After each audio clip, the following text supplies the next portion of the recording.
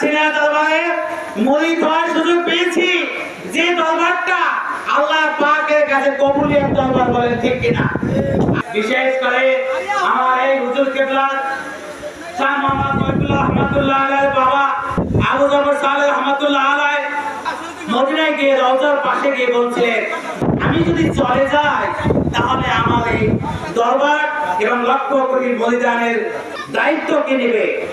তখন রওজা থেকে এই শব্দটাই এসেছিল যে, হে আবু জাফর সালেহ, তুমি চিন্তা করো না, তোমার ছেলে শাহ মোহাম্মদ মহিবুল্লাহ ওই দরবারের এবং লক্ষ কোটি মুরিদের তিনি দায়িত্ব নেবে। বলেন না সুবহানাল্লাহ।